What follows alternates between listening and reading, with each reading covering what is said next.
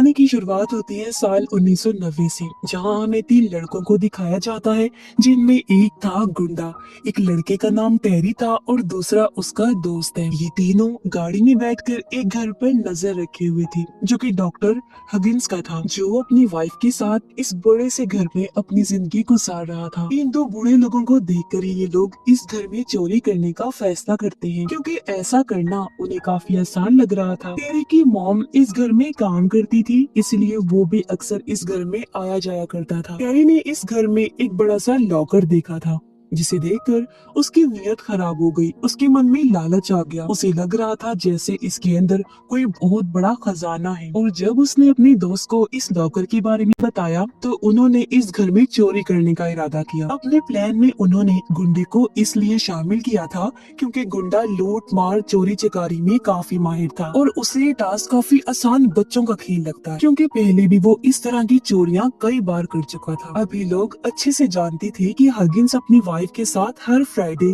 Dinner के लिए बाहर जाता है। आज भी फ्राइडे ही था, इसलिए तीनों इन दोनों के बाहर जाने का इंतजार करते हैं और इस बीच घर में चोरी करने का भी प्लान बनाते हैं कि कैसे कैसे क्या क्या करना है। जिस कार में बैठकर ये तीनों घर पर नजर रखे हुए थे वो भी इनकी अपनी नहीं थी, बल्कि ये तो टेरी के दोस्त की एक फीमेल फ्रेंड की थी जिसका नाम मैरी था। उसे काम पर जाना था, इसलिए वो आकर अपनी कार उन लोगों से वापस मांगी। पर जैसे मैरी आई, हगिंस और उसकी वाइफ वहाँ से चले जाते हैं। मैरी उन लोगों के इरादे अच्छी तरह जान चुकी थी, इसीलिए वो अपने दोस्त को ऐसा करने से मना करती है, लेकिन उसके दोस्त का लालच बहुत ज्यादा बढ़ गया था, इसीलिए वो उसके बात इग्नोर करके अपने दोस्तों के साथ घर में घुस जाता है। उसका दोस्त कार की चाबी मैरी को नहीं देता, बल्कि अपने साथ घर के अंदर ले जाता है, इसीलिए मैरी बाहर ही खड़ी रहती। उसने चाबी अपने पास इसलिए रखी थी ताकि वो बाहर खड़ी होकर उनका इंतजार करे। उधर वो तीनों घर में घुसते ही महंगा महंगा सामान समेटने लगते हैं। तलाशी लेते वक्त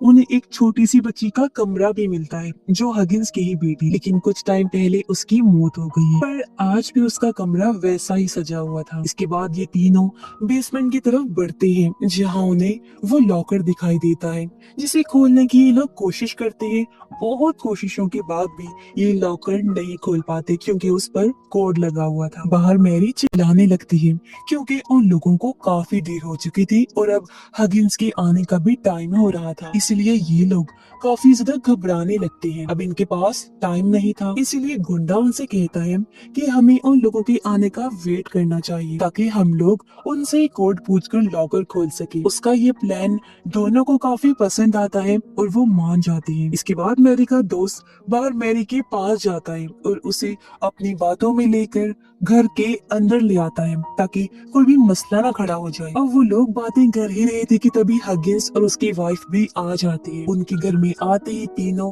उन पर हमला कर देते हैं। मैरी भी उस वक्त घर में ही थी, इसीलिए हगिंस और उसकी वाइफ उसे भी उनका साथी ही समझ रहे थे। इन सब में हगिंस की वाइफ को चोट लग जाती है, लेकिन ये लोग उस पर ज्यादा ध्यान नहीं देती, पर मैरी जल्दी से उसकी पट्टी करती है। जिस बीच हगिंस मैरी के हाथ पर लिखा नाम भी देख लेता है। दरअसल हगिंस उस टाउन के सभी बच्चों को जानता था क्योंकि इस टाउन में सिर्फ कुछ ही लोग रहते थे, इसीलिए हगिंस फौरन मैरी और उसके दोस्त को पहचान लेता है। उन्हें का दोस्त होने की वजह से वो टेरी को भी पहचान चुका था। हालांकि टेरी हगिंस से छुप रहा था, लेकिन कोई फायदा नहीं होता और क्योंकि गुंडा इस टाउन का नहीं था, इसीलिए वो हगिंस की नजरों से बच जाता है और पहचाना नहीं जाता। अब ये तीनों मिलकर हगिंस और उसकी वाइफ को रस्सियों से बांध देते हैं और अपने प्लान को अंजाम देना शुरू कर देते हैं। जब ये लोग हगिंस का क्रेडिट कार्ड ले रहे थे तो अनजाने में टेरी गुंडे का नाम बोल देता है, जिससे हगिंस उसका भी नाम सुन लेता है, यानी कि धीरे धीरे वो सब उसकी पहचान में आ चुके थे।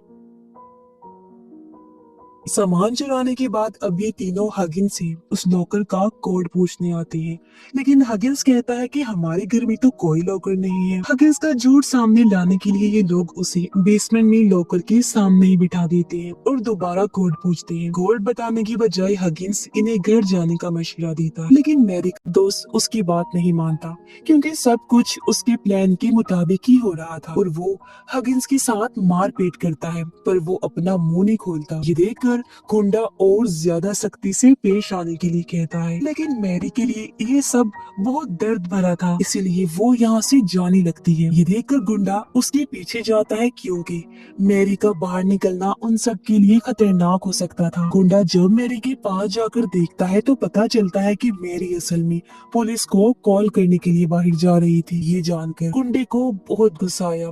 वो मैरी को पकड़ लेता है लेकिन उसे मारता नहीं, सिर्फ वार्निंग देकर छोड़ देता है। मैरी की चीखने चिल्लाने की आवाज बेसमेंट तक सुनाई देती है, इसीलिए हगिंस मैरी के दोस्त से कहता है कि वो आदमी यानी गुंडा एक बुरा इंसान है। हगिंस जब मैरी के दोस्त का नाम लेकर उसे पुकारता है तो वो भी हैरान रह जाता है। हगिंस कहता है, टेरी और तुम तो पहले ऐसे नहीं थे, इस गुंडे की संगत में रहकर ऐसे बन गई हो। अब मैरी का दोस्त और टेरी भी अच्छे से समझ चुकी थी कि वो अब उसकी नजरों में आ चुके हैं और वो उन दोनों की फैमिलीज को भी अच्छे से जानता है, इसीलिए वो इन्हें एक और मौका देता है और यहाँ से जाने के लिए कहता है। लेकिन मैरी का दोस्त पैसों के लालच में पीछे हटने से मना कर देता है, पर टेरी सबसे दूर जाने का फैसला करता है। इतने में गुंडा मैरी को बांधकर बेसमेंट में लेकर आ जाता है और फिर से ये लोग हगिंस से कोड पूछते हैं, पर जब हगिंस नहीं बताता तो गुंडा मैरी के दोस्त को कहता है कि इसकी वाइफ की एक उंगली काट दो। तब मैरी का दोस्त भी ऐसा ही करता है।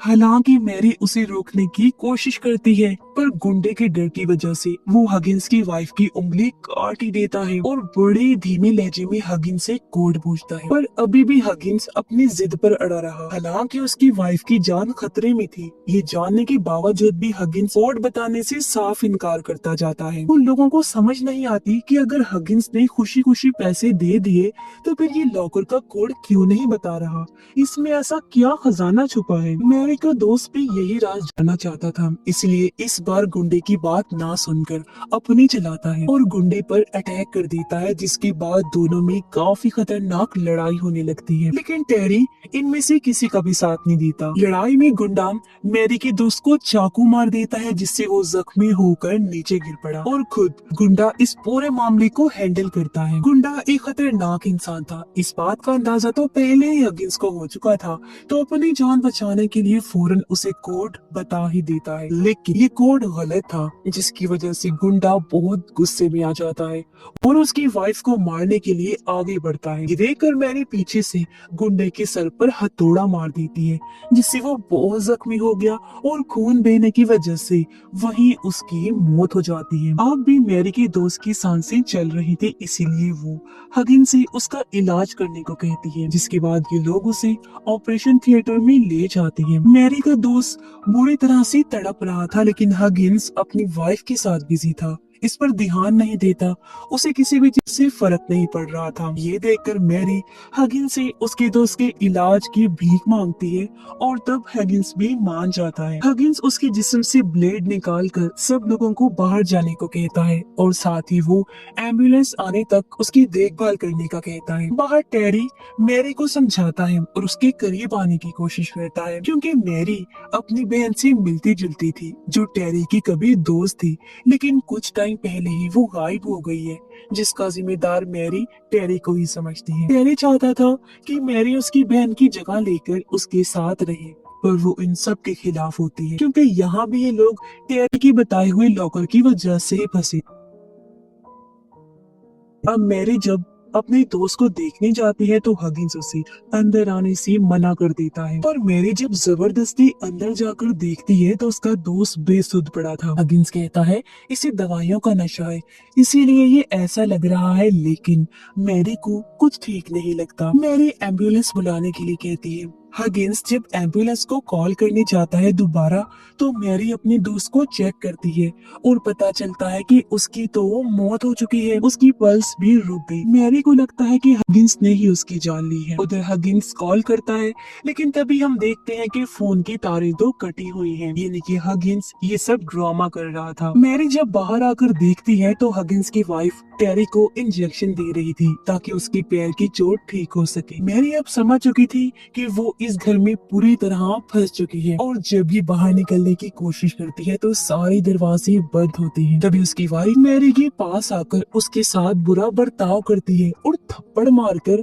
अपनी बेटी का नाम लेती है। लेकिन हगिंस आकर अपनी वाइफ को संभालता है और कहता है कि इसे भूलने की बीमारी है और वहाँ से ले जाता है। मैरी आकर टेरी से फोन मांगती है, लेकिन उसका कहना था कि मेरा फोन हगिंस के पास है। अब वो लोग मिलकर चाय पीते हैं और टेरी उनके साथ काफी अच्छा महसूस करता है, लेकिन मैरी उनकी कोई भी चीज लेने से मना कर देती है। हगिंस उन्हें एक नोटबुक दिखाता है जिसमें बहुत सारी खोई हुई लड़कियों की फोटोज होती है और ये सब हगिंस की वाइफ की यादों को जिंदा रखने के लिए किया गया था। इसमें मैरी की बहन की फोटो भी थी, जिससे वो समझ गई कि मेरी बहन के गायब होने के पीछे इन्हीं का हाथ है। मैरी जब उनसे जबरदस्ती दरवाजा खोलने को कहती है तो हगिंस मैरी को अलमारी में बंद कर देता है और फिर अपनी वाइफ को ऊपर रूम में सुलाने के लिए चला जाता है।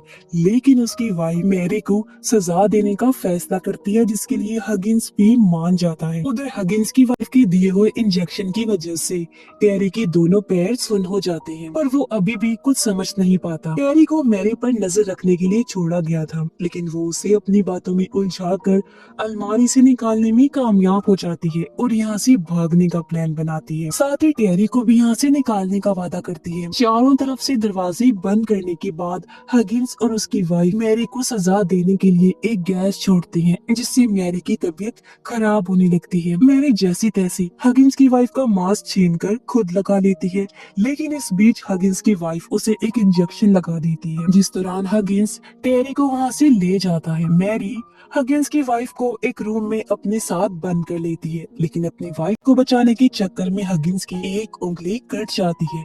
लेकिन फिर भी हगिंस मैरी का मास्क उतार लेता है। मैरी हगिंस से उसकी वाइफ के बदले टेरी और घर की चाबी मांगती है और हगिंस उसकी बात मान लेता है। वो टेरी के साथ गैराज तक पहुंचती है, पर निकलते वक्त सामने हगिंस और उसकी वाइफ खड़ी होती है और अब टेरी मैरी को शूट करके मार देता है, क्योंकि इन दोनों ने टेरी से वादा किया था कि वो उसे उसकी दो यानी मैरी की बहन से मिलवाएंगे। तो यहाँ खुलासा होता है कि अपनी बेटी के मरने के बाद हगिंस ने कई लड़कियों को अगवा किया था, लेकिन उनमें उनकी बेटी जैसी बात नहीं थी, इसलिए सब इनके हाथों मारी गई। लेकिन उन्हें मैरी की बहन पसंद आ गई थी, इसलिए टेरी को उससे मिलवाने का कहा और वो यहीं रुकने के लिए राजी हो गया। एक हफ्ते बाद टेरी की मां उनके घर टेरी का पूछने आती है और ये दोनों मना कर देती है। लेकिन फिर हम देखते हैं कि ये दोनों एक लाश को जमीन में गाड़ रहे हैं, जो और किसी की नहीं बल्कि टेरी की थी, क्योंकि उनके घर में चोरी करने का मास्टरमाइंड प्लान उसी का था। उन सब के बाद टेरी को भी मारकर उन्होंने अपना बदला ले लिया, क्योंकि उन्होंने टेरी से झूठ बोला था।